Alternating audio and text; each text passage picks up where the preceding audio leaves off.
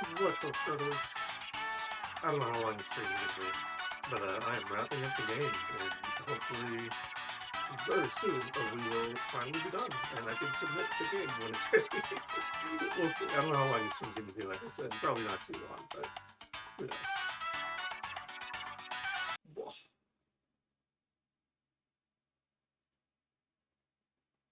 Let's fucking go. Oh my god, OBS jump scare.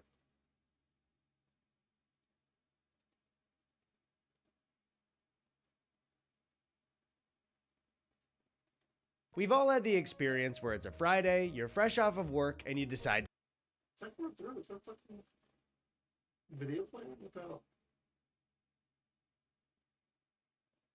Oh, my fucking VTuber isn't even open, first of all.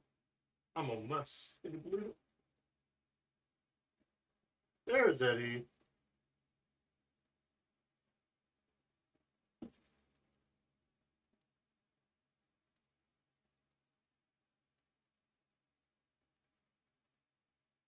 Have a movie night. Last week, while you were hate watching Love is Blind, you noticed that you saw Dune on Netflix. So you pop open Netflix, type in D-U-N-E, and it's nowhere to be found. No worries, you also saw that it was streaming on Hulu. So you close Netflix, open up Hulu, wait for the app to launch, D-U-N-E, and where the hell is this thing streaming? Okay, it's on something called Tubi, also on Freebie, Fubo TV, Zumo, Bebo, Squeeby, Teleplus, and oh good, it's also on HBO, or sorry, it's on Max. A little over a decade ago, streaming on Netflix pitched a cheaper alternative to cable and renting movies. It promised a nearly endless library of movies and TV shows while giving you the freedom to watch whatever you want, whenever you want.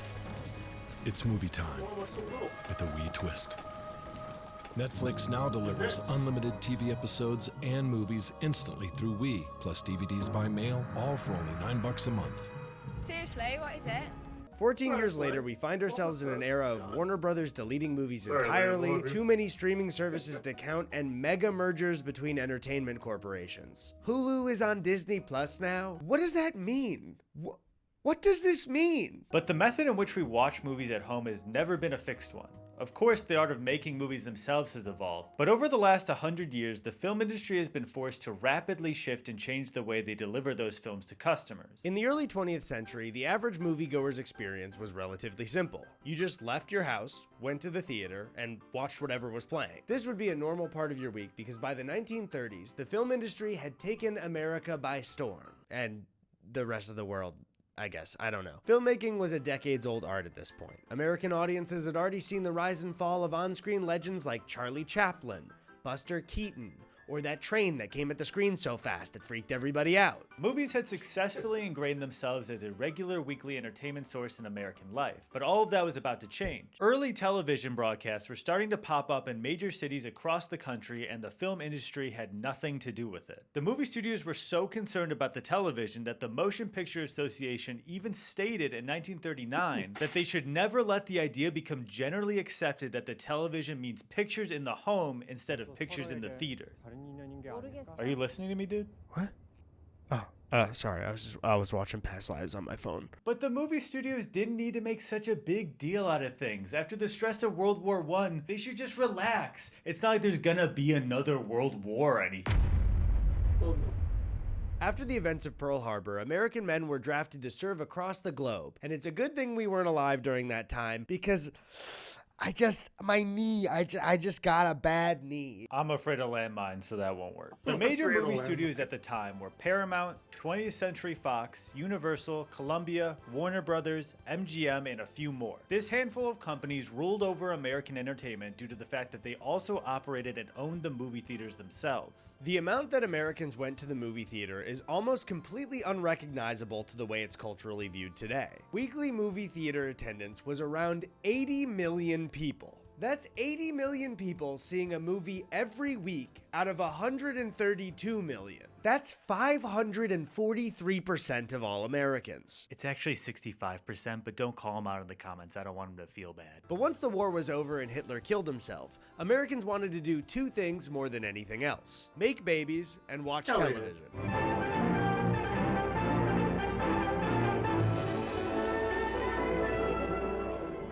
previewing our post-war world, let's look into a brand new development. Television. Here's an expert with the lowdown on the inside facts. I believe in this world to come. I think it's going to be a pretty good world. But I've been asked to tell you about television.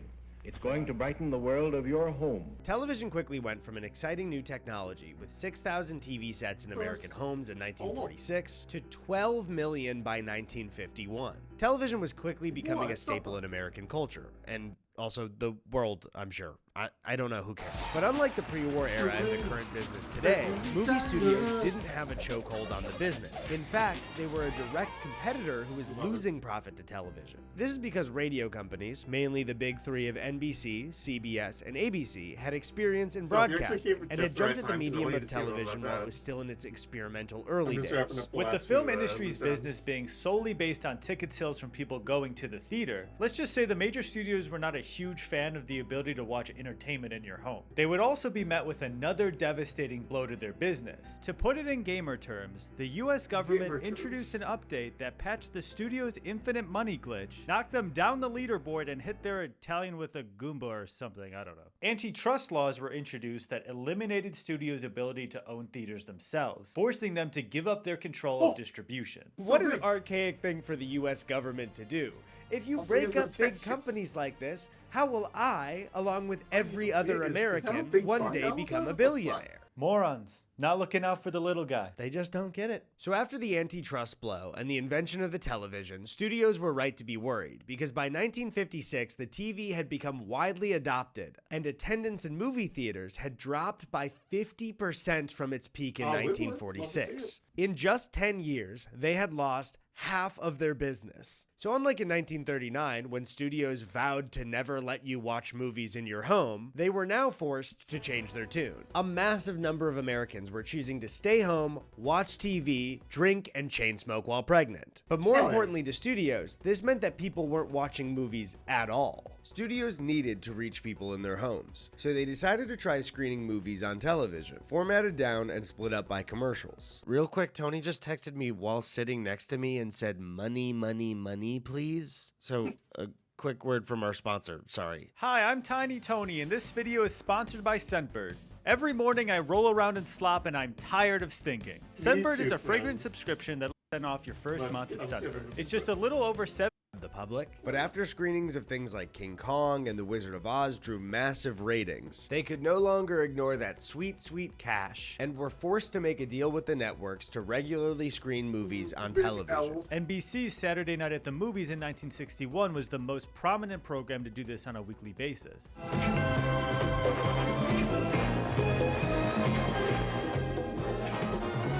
NBC Saturday Night at the Movies presents Billy Jack. Inspiring other networks like CBS and ABC to follow as well. Every network, and by every we mean like the only three, started doing these events all week. NBC started Monday nights at the movies, ABC had Sunday nights at the movies, mid-Wednesday afternoon at the movies, and CBS is that moment in the morning where the sun shines through your blinds at the perfect angle to hit your eyes and wake you up at the movies. At this point, the well of films to screen on TV starts to become pretty dry. With all three major networks airing a movie like every day, the amount of properties they can make a deal with studios for gets smaller and smaller. This forced them to start production on made-for-TV movies. I mean, can you imagine a tiny selection of powerful entertainment companies controlling basically all of at-home film and TV distribution, swallowing up the right to every old project to the point where the competition is so saturated and confusing that they have to start making their own original content just to keep up, even if it meant degrading the quality of art? Good thing it ain't like that now. And the push of technology putting pressure and challenges on movie studios continued into the mid-70s with the release of the Betamax by Sony in 1975. The Betamax had a surprisingly underwhelming appearance. After doing some digging, we found a picture, and this is what a beta looks like. You see that reflection? Yeah, that's you. you're the beta. Betamax was a machine that allowed you to record live TV and copy it onto a tape, allowing anyone to keep a collection of their favorite shows. Good morning. If you work nights the way I do, you miss a lot of great TV shows, but I don't miss them anymore, thanks to Sony's Betamax deck, which hooks up to any TV set. While being an important step in the evolution of media, the Betamax was not the movie machine of the future. This was mostly due to two factors. The first was that the thing was expensive as hell. The first model in the 1970s was $2,295, and that's not even adjusted for inflation. $2,295 in 1975, adjusted for inflation, is over $1 million today. Can you believe that? No, not really. Yeah, I just looked it up. It's $13,669. The second factor was that the Beta could only record 1 hour of television on tape max. At this point, there were full movies airing on TV with commercial breaks. So while you could easily record your favorite sitcoms or news broadcasts, you'd only be able to catch the first 40 minutes of Billy Jack. I just go this. Now technically, the Betamax was not the first home VCR. The Cardivision came before it in 1972 and even offered a small catalog of movies on tape. I can bring you whatever you want to see, whenever you want to see it. Sound impossible? Not for Cardivision. Due to its own massive price tag, it was not adopted by the public enough to revolutionize the industry just yet. I actually took a look at an old copy of the movie catalog for the Cardivision, and I found a horror movie called The Tingler? I'm William Castle. I feel obligated to warn you about the next attraction you will see at this theater. The picture is The Tingler, which I directed. So apparently The Tingler was a horror released in 1959 where theaters would attach electric buzzers to seats and shock people to simulate the Tingler tingling them. It was guaranteed that the Tingler will break loose while you are in the audience. And it was up to the audience to scream loud to defeat the Tingler. Yeah, that's not gonna be a problem. Get the Tingler away from me. I don't want the Tingler anywhere near. Betamax scared the studios, so much so that Universal and Disney sued Sony over the device because they felt it was a machine designed to solely steal and copy their property. A lawsuit in which they lost. So that's another fat Fortnite L for movie studios. And to make the situation even worse for them, just a year after the Betamax came the creation of the VHS from the Japanese company JVC. It was cheaper than the Betamax, still over $1,000 or $500,000 today. Still wrong. It was also not exclusive to Sony products, which meant you didn't need a Betamax or JVC machine to watch their tapes, just any VCR that could play a VHS. But more importantly, it could hold 2 or more hours of video on tape, aka one goddamn movie. One full Billy Jack. In the late 70s, these were still way too expensive for the general public, but a man named Andre Blay was paying close attention to the technology. He saw the potential of VHS and Betamax tapes and how they could be used as a new way to view movies. After already being in the tape business, recording and duplicating albums for music labels and industrial training videos, he wondered, why the fuck aren't we selling movies? So he reached out to the studios and found a business partner in 20th Century Fox, or as we like to call it, Future Disney. They made a deal where Fox would give Blay 50 of their older movies to copy and sell, and they'd get a small commission on each purchase. By special arrangement with 20th Century Fox, Magnetic Video Corporation is proud to offer the following major motion picture on video cassette. This led to the creation of his subscription service, Video Club of America. We actually found a commercial that was made in 1985 and uploaded to YouTube 15 years ago. Unfortunately, it is still processing, but hopefully it will be done in just a few minutes. Video Club of America was a huge success. Despite the price at nearly $100 for some movies, people were buying movies far beyond Blay and Fox's expectations.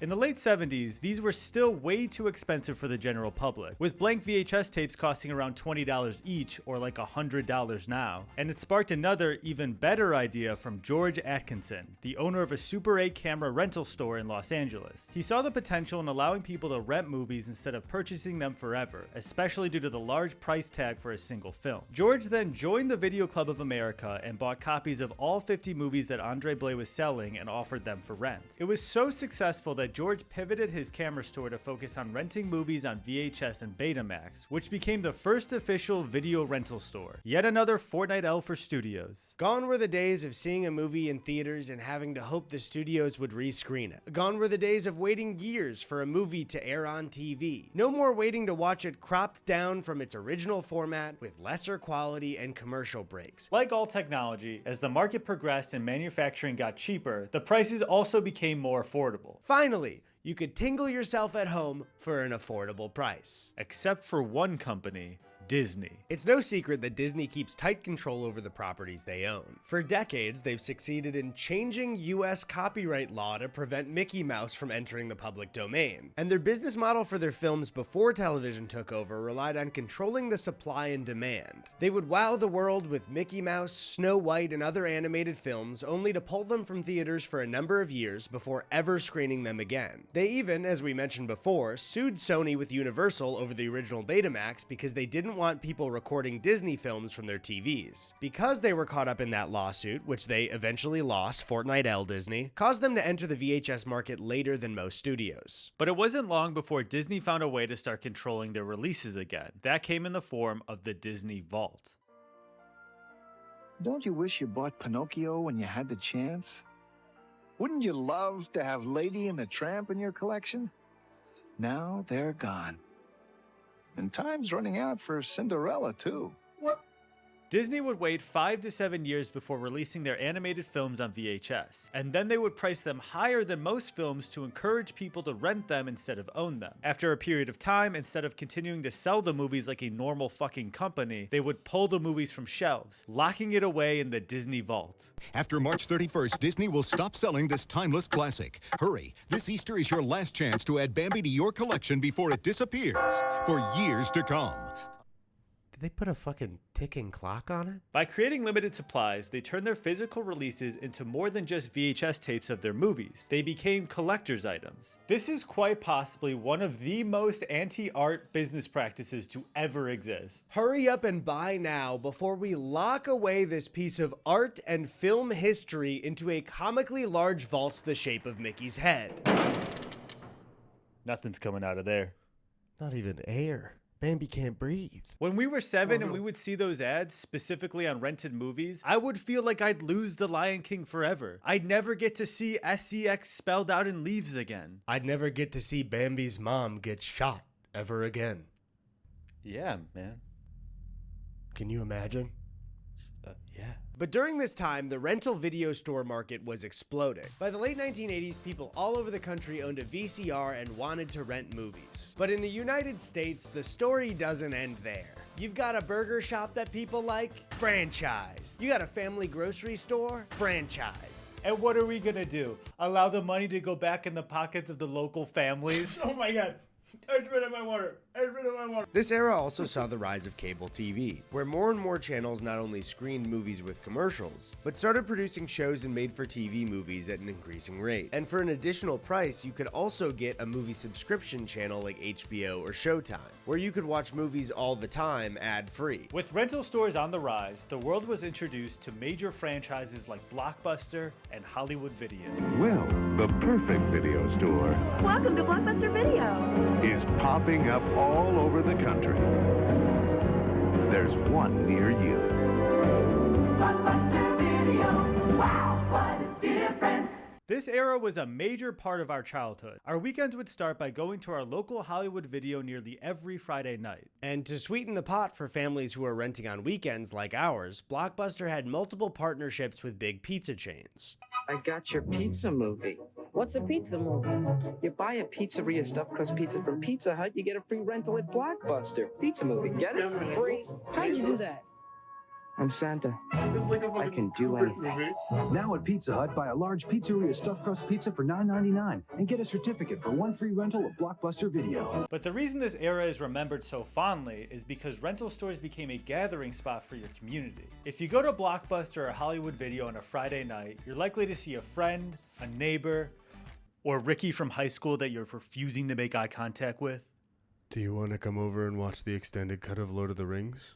I think I'm busy, It's Ricky. only 13 hours. I don't want to do that. This also allowed families to go somewhere together at the end of the school and work week, pick a movie, and watch it as a family. Living in the suburbs and not a walkable community, some of our fondest memories were going to Hollywood Video with our family, ordering a pizza, and having a movie night. I distinctly remember begging for candy at the checkout aisle on a Friday night, ready to have a great weekend. Tony, you remember those Hubba Bubba squeeze pop candies we'd always get? Yeah. Remember how we would just like slurp those down as we were watching the movie we rented? Just like absolutely going to town on those things. Yeah, I remember. Do you remember what they look like? Oh. Uh-oh. How'd they make them drip like that in the picture? By the late 90s, video rentals were a regular part of American life. As years went by, DVDs joined the process of the movie and rental business as an upgraded version of the VHS. This is DVD. And this is what happens when you watch DVD. Followed by the Blu-ray. And Dad, it's like a way better deal if we get a PS3. It's the same price as a Blu-ray player, and it does that and plays games. Now, I know what you're about to say. It's the recession, and the PS3 is $600 US. But just take it from my college fund. What do you mean I don't have a college fund? Did you tell him it also plays games? I told him. So there were now more ways to watch things than ever. For the most part, we think this was a really good thing. Compared to the studio monopoly, there were more options and plenty of different companies making those options. Without home movie sales and rentals, a lot of mid-budget movies wouldn't be made. And without cable TV, we wouldn't have gotten to see Tony Soprano cheat on his wife, or Don Draper cheat on his wife, or Walter White lie to his wife, or Gilmore Girls. But technology wasn't slowing down, and the internet brought in a new evolution in video rentals. Netflix. Gamefly. What? Gamefly? Oh, No. Netflix. Netflix was the new kid on the block, offering movie rentals through their online webpage. Netflix's entire business model centered around offering rental video without having to leave your home. There's a better way to rent movies. As many as you want for only $17.99 a month and no late fees. Go to Netflix.com. Make a list of the movies you want to see, and in about one business day, you'll get 3 DVDs. Keep them as long as you want, without late fees. Then when you're done, look, prepaid envelopes. Return one, then they'll send you another movie from your list.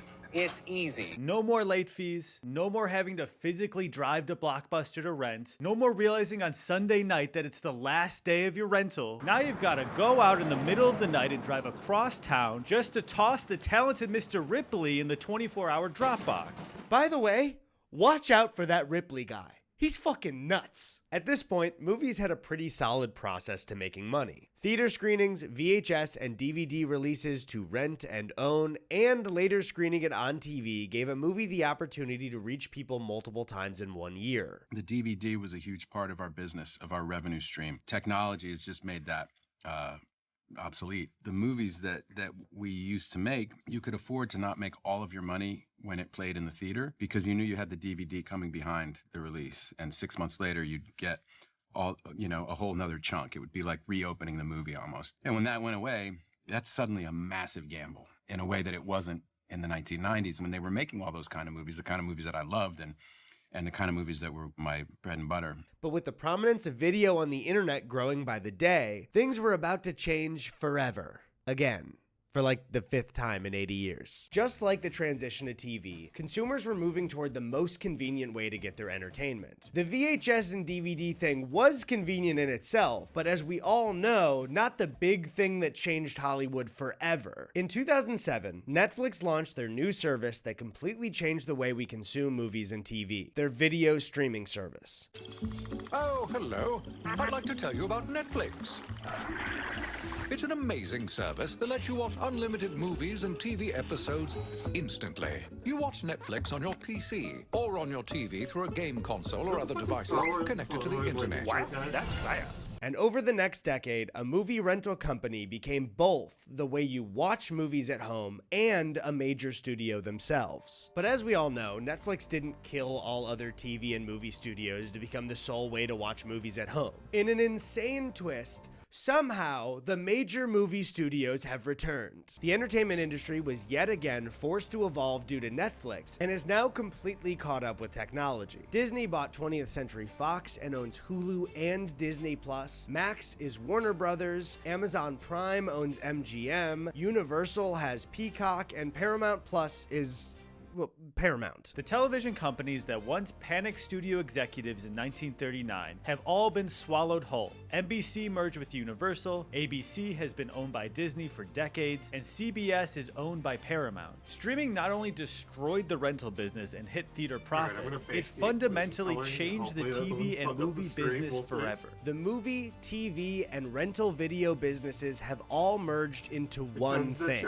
And the race and fierce battle between a bunch of entertainment groups has slowly shifted and coagulated into a small handful of corporations that now have near total control.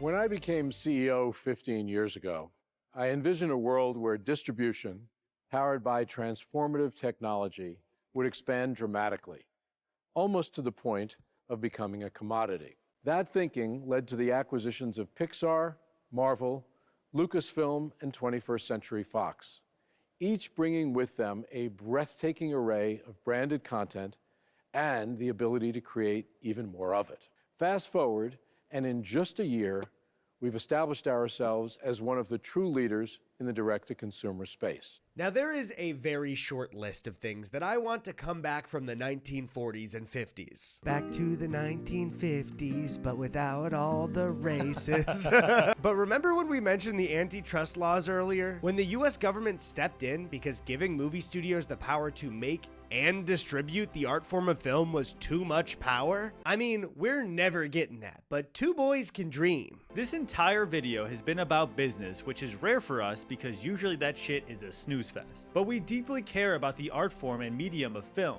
Since its invention, film has been a cultural pillar in America and the world, I think. There's just no way to know. We looked it up, there's just nothing there. But no matter what business model seems the most sustainable, the film industry has been forced into its current form because of technology and the convenience it brought. People wanted movies on TV. People wanted to rent tapes and DVDs. Then people wanted them shipped to their door without late fees. Finally, they just wanted to watch things like they did online, without having to buy or rent every single thing they watched. But we've reached a really odd impasse here. We found ourselves in a place where meeting our every demand at home leaves us with barely any time in our community. Movie theaters in the 30s were the only option, but it had people engage in art basically every week in their community. Movies on TV were more convenient, but it forced you inside your home watching commercials on a Saturday night. Buying VHS tapes and DVDs were too expensive, but it seemed to support individual artists more than streaming. Blockbuster late fees were a ripoff, but it allowed a space to enjoy movies with everyone around you. Streaming is overall cheaper and easier for consumers, allowing access to almost everything ever made. But it also has forced power at the top, similar to the 1930s. They can hide streaming numbers and delete a movie that is fully finished and good that audiences love during the test screening. Actor Will Forte has posted an open letter to the cast and crew of Coyote vs. Acme after he finally got to watch his own film. This comes amid heavy rumors the film is officially dead following Warner Brothers Discovery's recent quarterly report that included a mysterious $115 million tax write-off. Why? Because Warner Brothers was acquired by AT&T, and now the books are just too complicated for Warner Brothers to be in the business of selling movies. So this piece of art that countless people slaved away at for years will never see the light of day because deleting it would be great as a tax write-off, while their CEO gets a 26.5% salary increase that same year. But it's not like any of these changes have stopped good movies and TV shows from coming out. In fact, there's probably more than ever right now. The fear is that some of these amazing shows and movies will disappear with the snap of an executive's fingers before they reach the public, or some won't get made entirely because it doesn't appeal to movie theaters or streaming. So what's the solution? I absolutely no idea. I was following your lead, I don't know. It's been like changing for a century. I don't know how two Chicago twins were gonna figure this out. No. Two Chicago twins, that could be a good movie. Now that's where it's headed. That's where we're heading with this. Two Chicago Twins, streaming next year on Hulu, on Disney+, on Netflix, on Max. That's pretty funny. I love Do I these say boys. something tiny back to the tiny, back to the big video? I'm tiny as shit.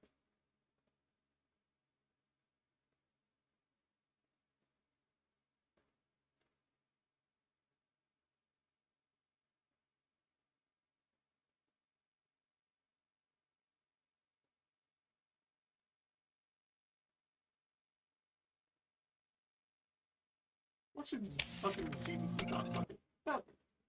Do it live.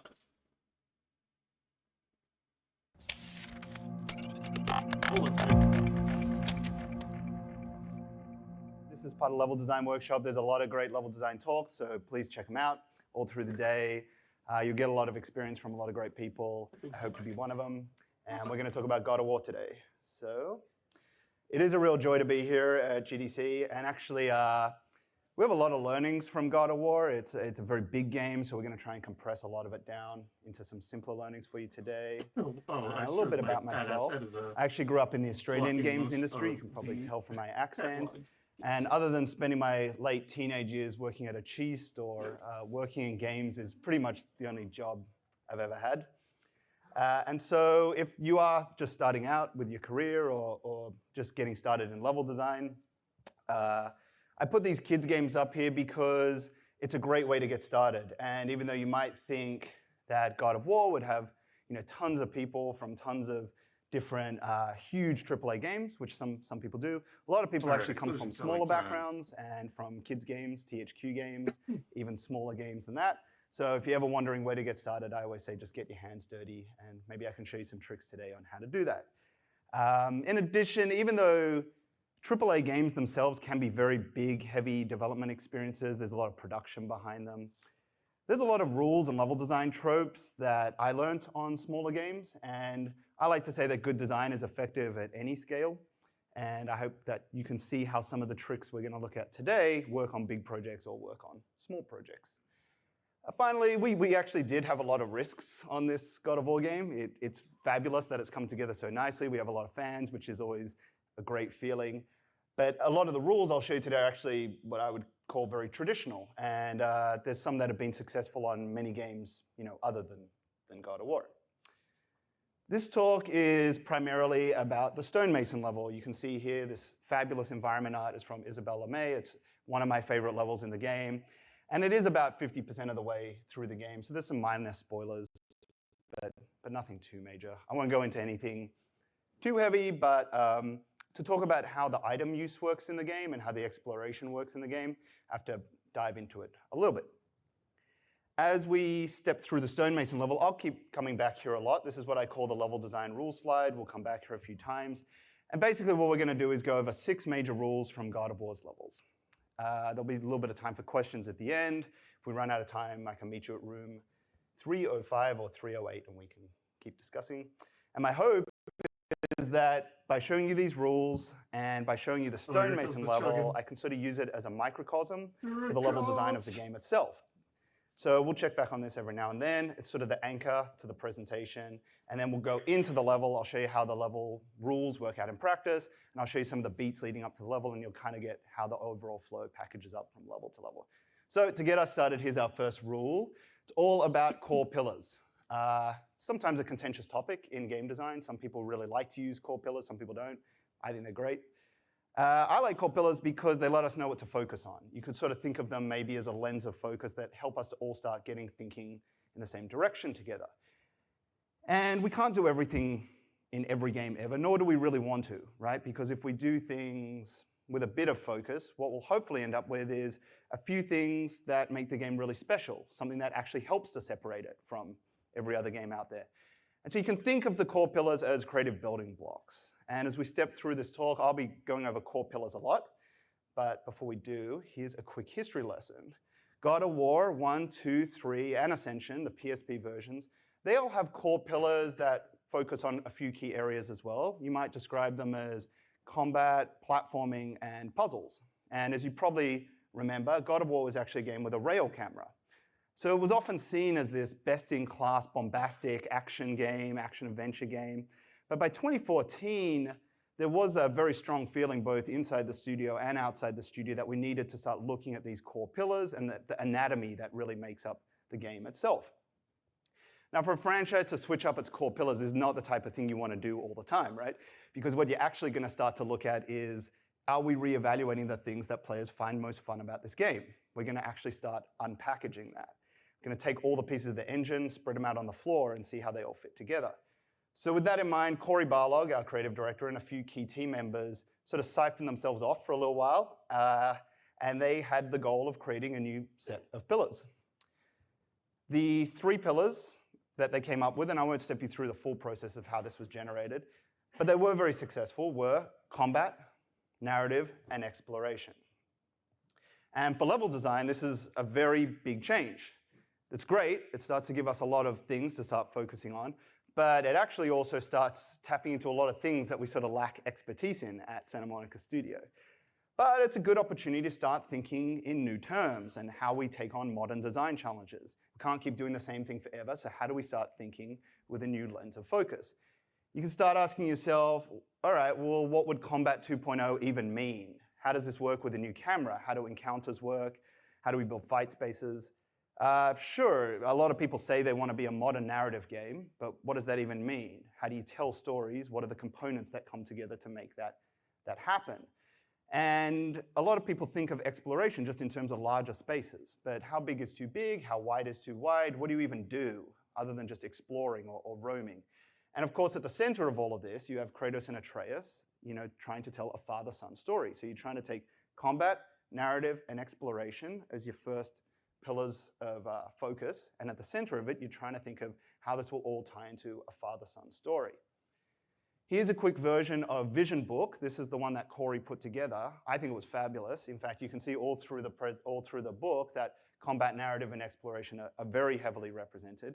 In fact, Corey believed so strongly at these 3 pillars that you pretty much can't get a cup of coffee at the studio without having to look at it, which is a particularly good way to start sort of brainwashing everyone.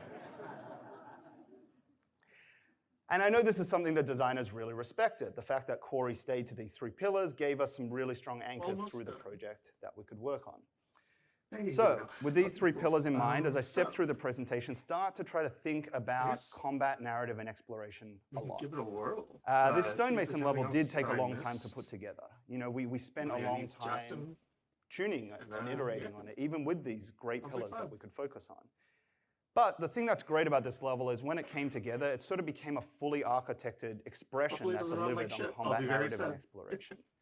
And most importantly, it proved to us that if you distribute those 3 pillars correctly, you can actually deliver on a variety of pacing that we're looking to master. Not just an action game and not just an adventure game, but a real mix of action and adventure, right? I don't know what to call it. So let's take a look with a bit of a deeper dive how the game and how the level delivers on these 3 It sounds more like start with the most obvious one, combat.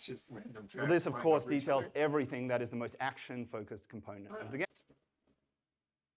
And then it always fails in the first build because of some error I have with TechMess Pro, but it always succeeds on the second one, so I don't know what that's about. It's the capital A in action-adventure. And it's everything from Kratos' core attack loop to the AI he faces, the upgrades. I don't feel like watching a GDC talk. I realize it's a bit too late for that.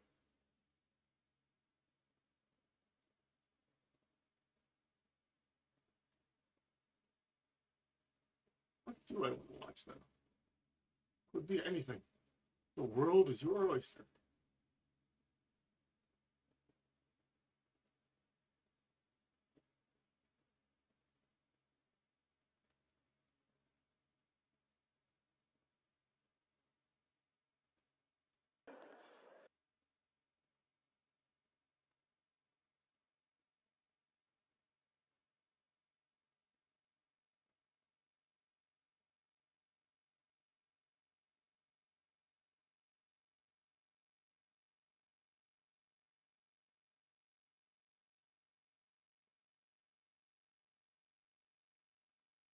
Fun PC fact.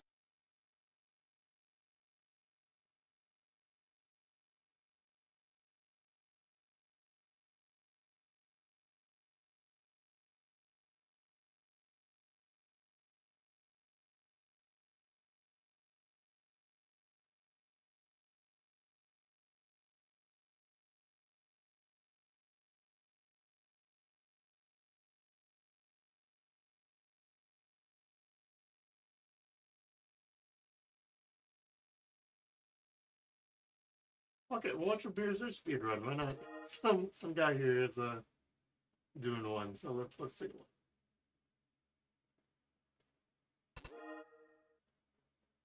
Wires are going crazy. Get out of there, Pete. Oh, he's doing the kick. That's funny. I'm patching Celeste. You there, Sal?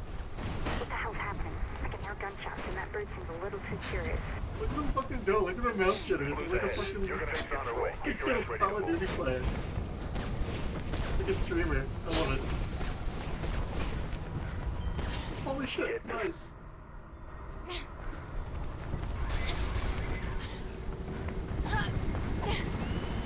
You gotta get off that roof, Faith. Don't care how you do it, just do it.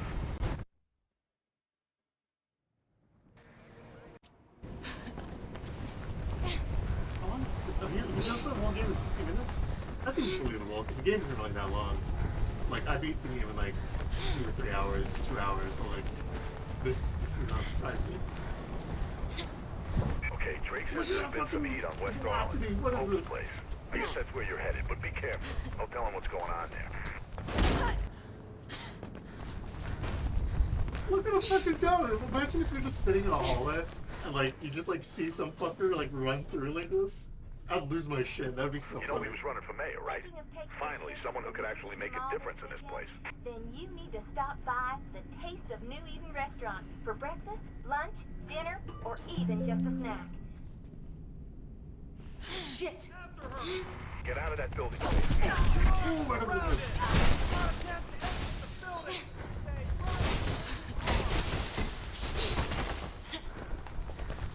Should be an exit through the accounting offices.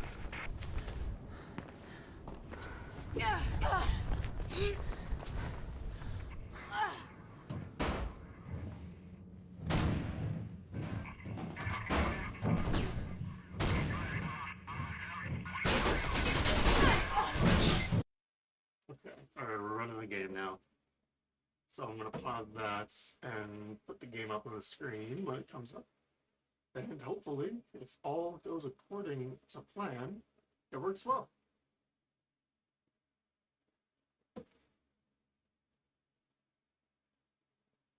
Time will tell.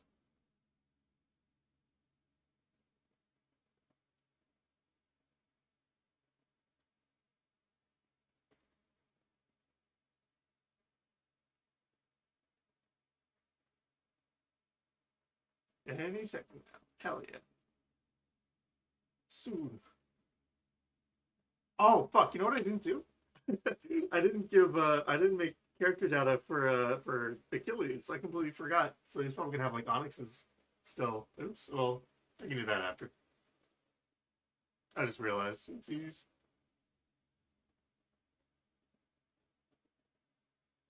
There we go.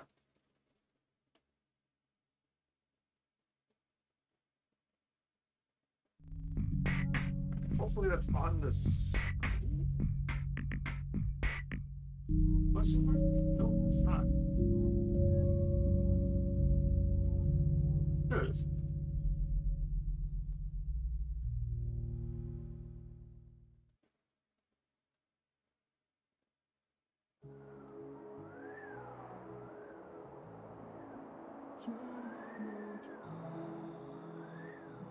Oh, my OBS does not like that I'm doing this. Alright, hold on. We alt tab for a second.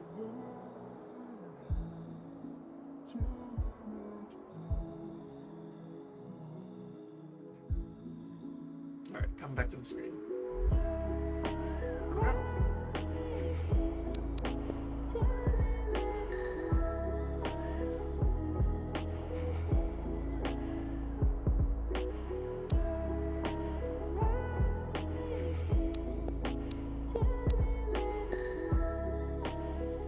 I remembered another thing I forgot to do. I need to start the timer when you click one of these buttons, and I forgot to hook that up. That'll take 2 seconds though. We can get it now. You guys, the timer's not going.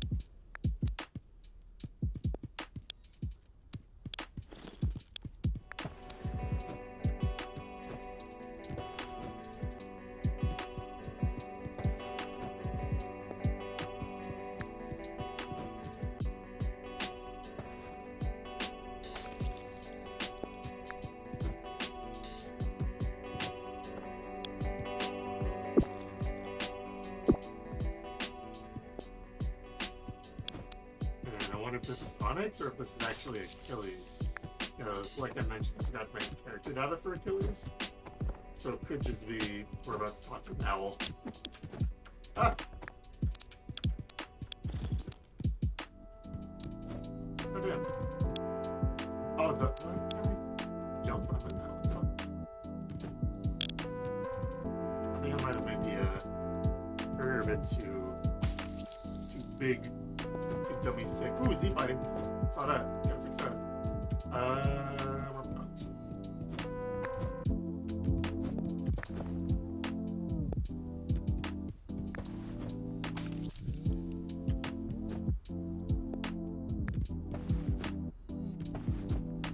What else?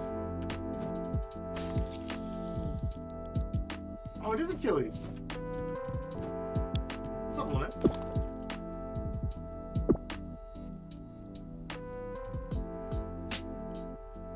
Hello there.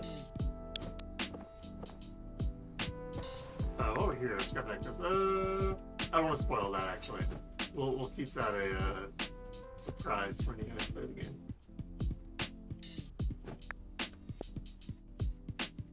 White flowers to Levi. Uh-oh. Fuck. Help me. Got stuck. Hey, there's some white flowers. Fine. God damn it, I keep getting stuck in geometry. We're gonna fix that at some point. I don't have time to mess with all the colliders, but hopefully we'll see what happens.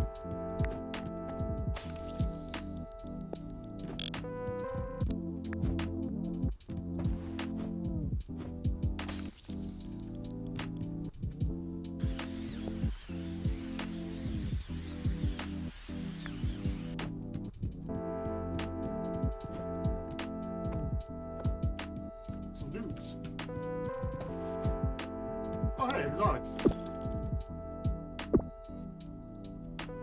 Oh, I actually wanted white flowers, but I forgot the... Ah, so I guess you can make deliveries to people even before you actually have to deliver to them? I guess that makes sense. I never thought about that. Shit. Okay. What the fuck's Levi? Oh, I'm gonna go back to Onyx? Oh, so that counted as Levi. Okay, there's some fucker going on there. I might not be able to consent that. Oh god! Gotta heighten that. Slams right into the wall.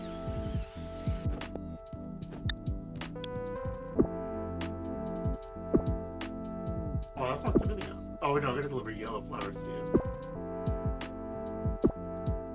That Thousand Island. Bro's got that Thousand Island stare.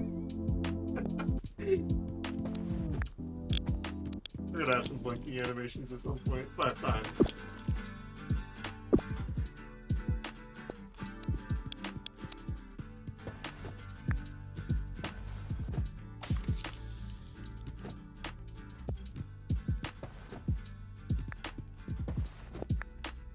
Oh, let's see grapple it.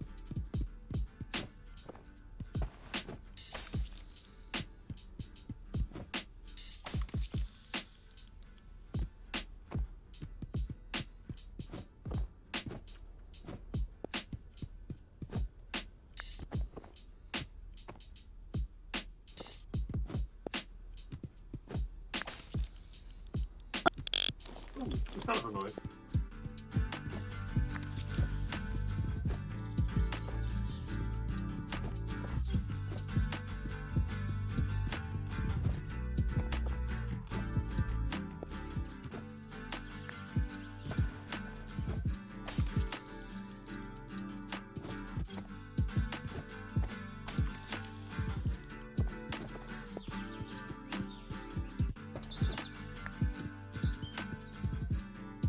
Randomly wearing the helmet.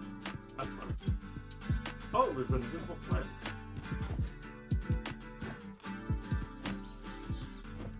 Oh, I thought that was a person. It's a statue.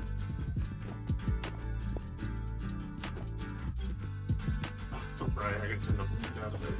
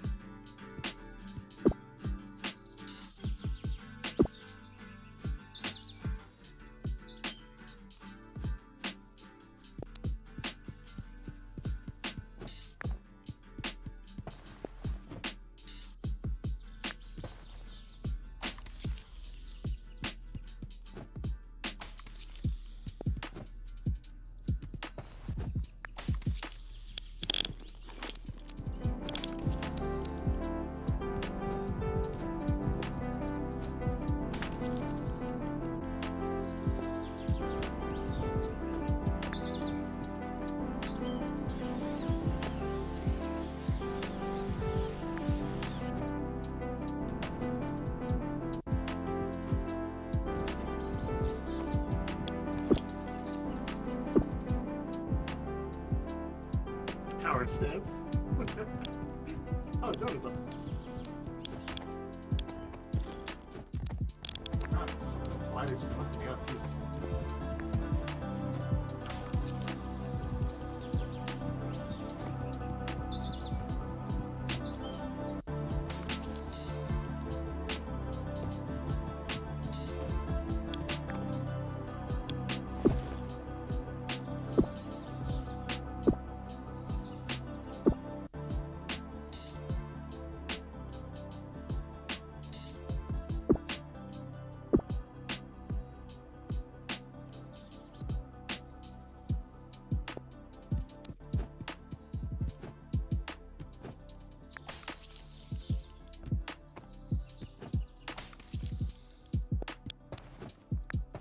It's kind of fun. Like, I'm not even gonna fucking sugarcoat. Like, I'm not. I'm having fun. I need white flowers. I think there's some down here, right? Ah, there we go. Oh, God, suppliers.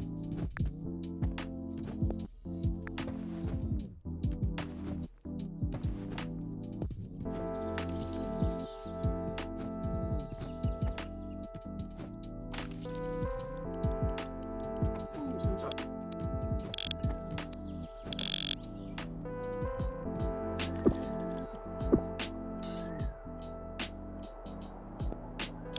Love your Achilles.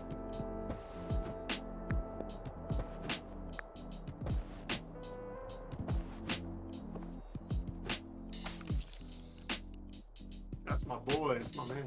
What is with the light map on this? Holy shit, look at that fucking grid pattern. Jesus. Gotta fix that. Well, I probably won't, but, you know, should.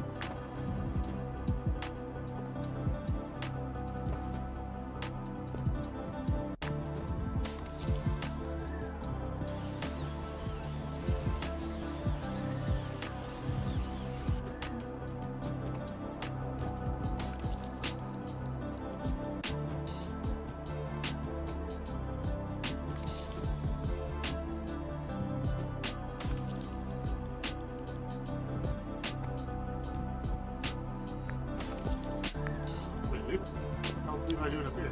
Oh, this is where it is. Okay, I forgot I didn't see him yet. I saw Onyx last time.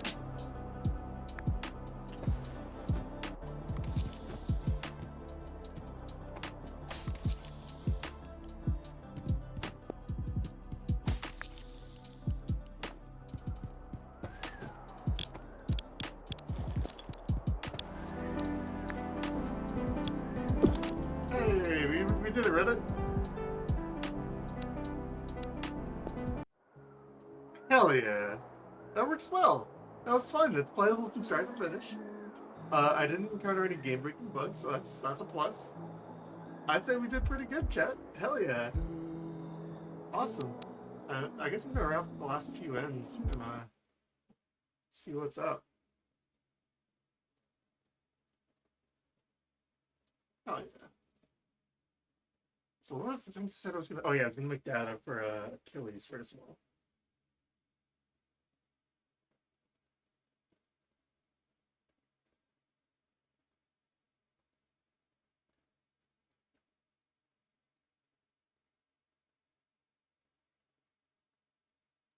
Oh, another thing, I wanted to turn off the interactability between collision matrix. First of all, we can turn all of these off.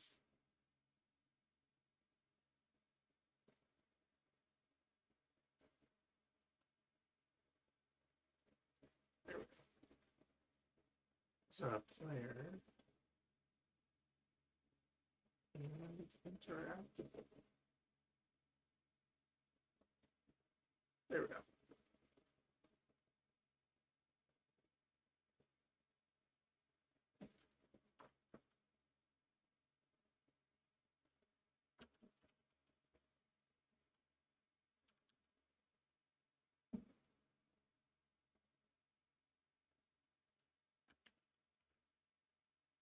Fortunately, I wasn't able to actually incorporate the character sprites because I didn't have enough time to draw the art for it. But that would have been fun. Maybe that'll be something I'll add after the fact. But... All right. And then 1.2.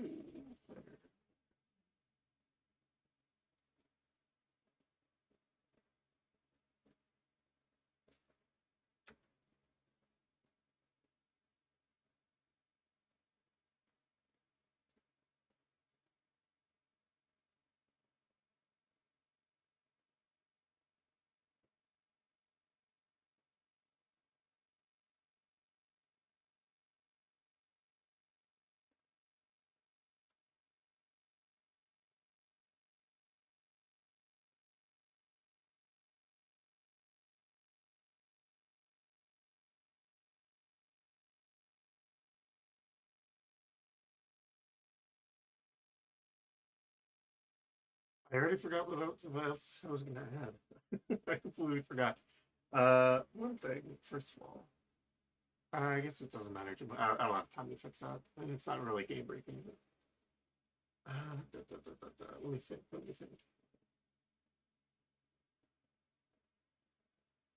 Hmm.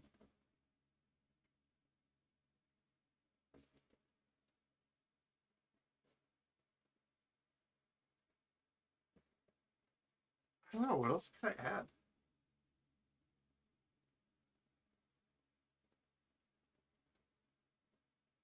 Not really add, but more like fix. So I don't really have enough time to add anything.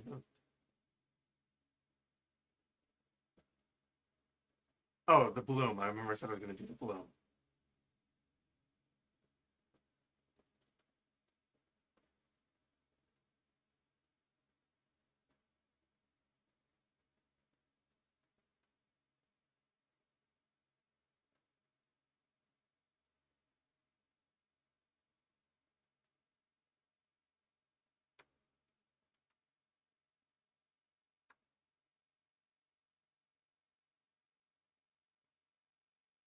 Or rather, I was going to turn up the thresholds. That's much better.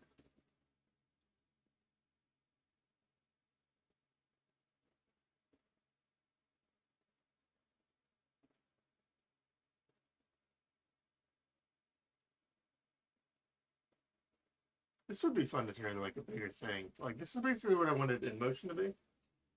But I feel like I can make InMotion bigger and better at this point. But also like, I think like revisiting the Flowers of Arcadia universe would be fun.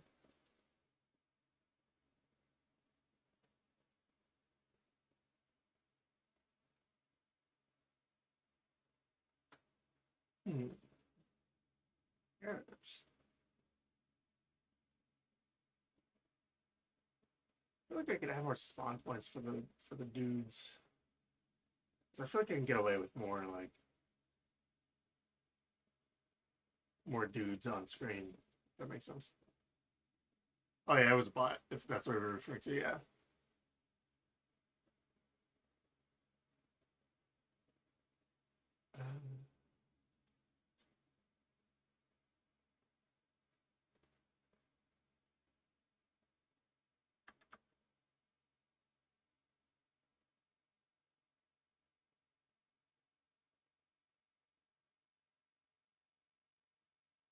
What the fuck did that copy to? Hello? What the fuck?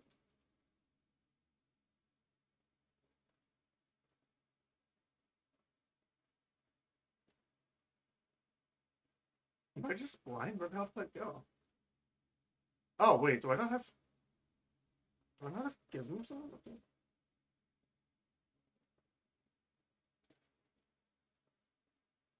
Alright, there we go. It was a glitch. That was weird.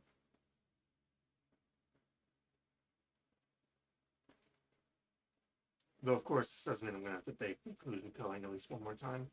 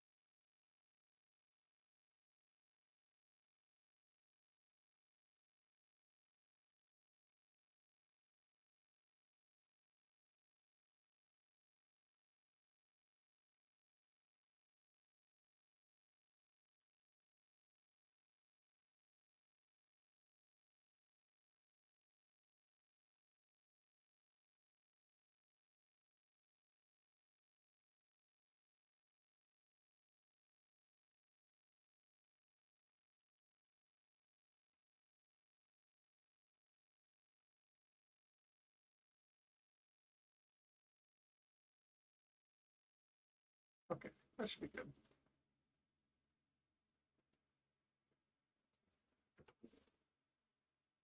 It's like I feel like I can get away with more, so I want to give that a shot. Hopefully that doesn't tank the performance or something. But and I really set this up in kind of a shitty way because I can't fucking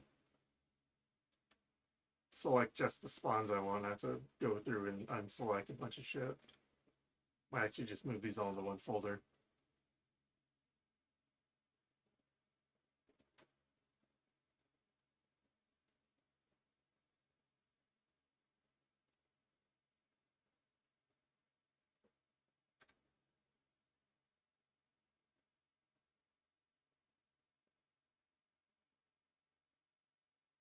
Cool.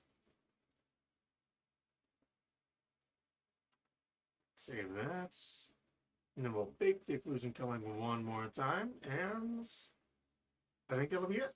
At least for now. And then Southpaw, if you're still down to try it out, we can always do that too. And hopefully this is done. I'm excited. This is fun. I can't wait to not have to look at this anymore, at least for a little bit.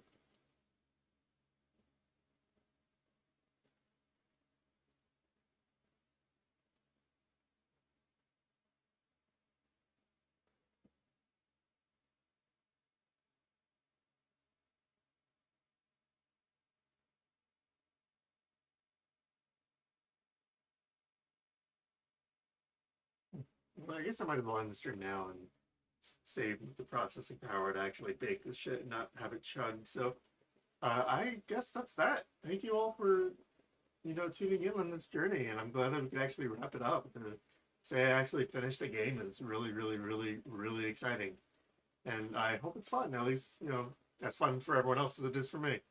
And I will let everyone know when the game's posted. So yeah, love you all. Take care.